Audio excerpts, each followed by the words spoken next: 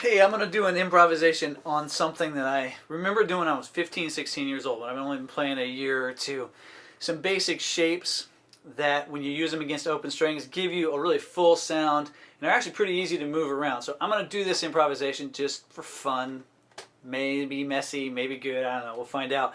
And at the end of it, I'm going to explain what it is that I did. So if you like the general idea of what I'm playing, I will share what the chords are and the thinking behind what I was doing. So improv and then lesson for those who are interested. Here is the improv.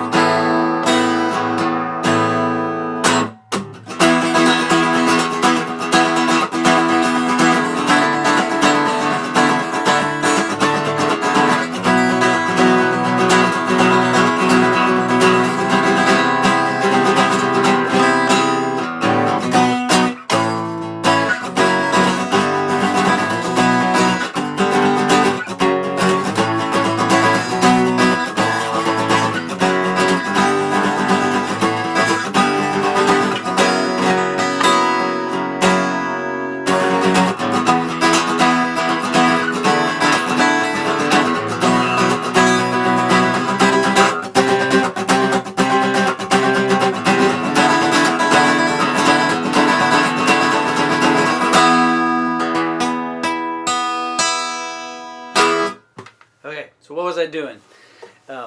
You probably heard there was one little mess up in there, but just flying by the seat of my pants in a pattern that you can pretty much bang on and be gentle with and do anything you want with because it pretty much always works.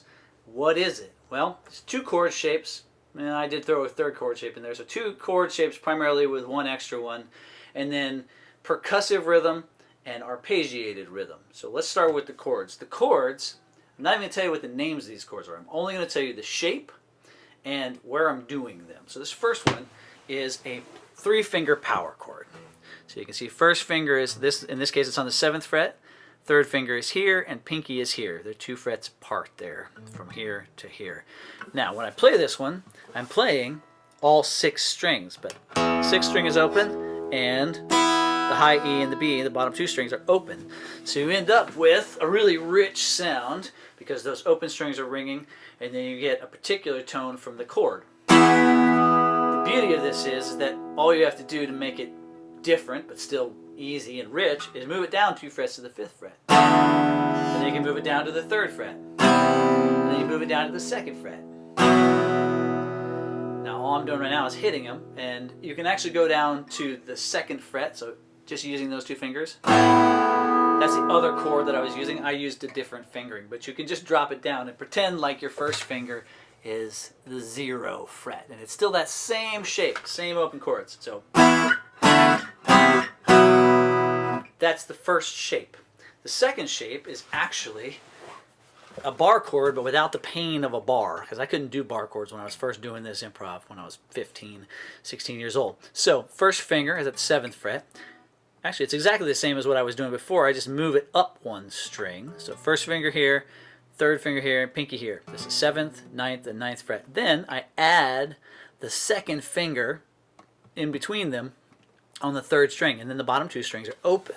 So you get...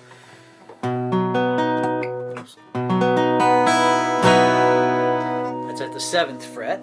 You can move it down to the 5th fret. You can move it down to the 3rd fret. You can move it down to the 2nd fret. And if you drop it all the way to the open, with the first finger behind the nut, it's actually an E chord. It's just an open chord.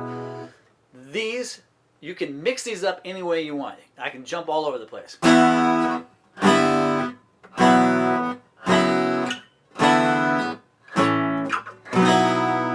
just moved between those on one string, on the other string, however you like. That's the beauty of it. You almost can't do anything wrong. Okay, so that's the chord sequence and the options that you have. The second things that I was doing. First was arpeggiation. So I was hitting individual notes, but I tended to roll across it. So instead of being really specific, I was...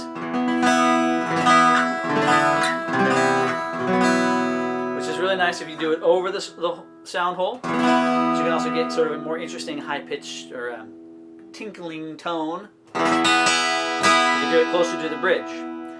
So.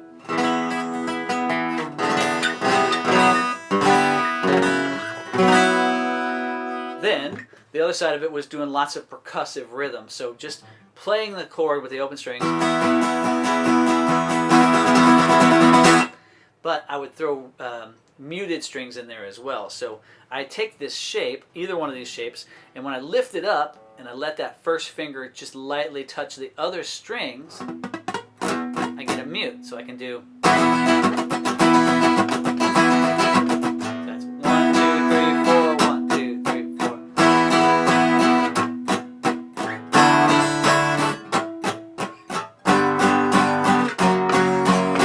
So when you start just throwing those together, I mean that was a basic version of it, but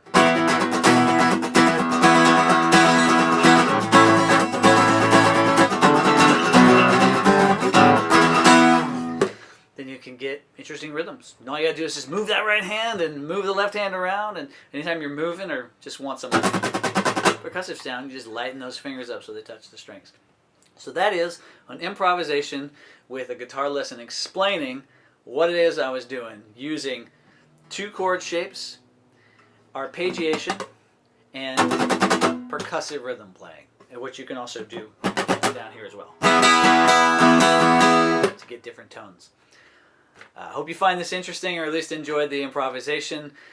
This is social media, so if you see a button that you can push that makes a thumb go up or subscribes to something, by all means I appreciate it if you hit that thing. Otherwise, I'll see you next time.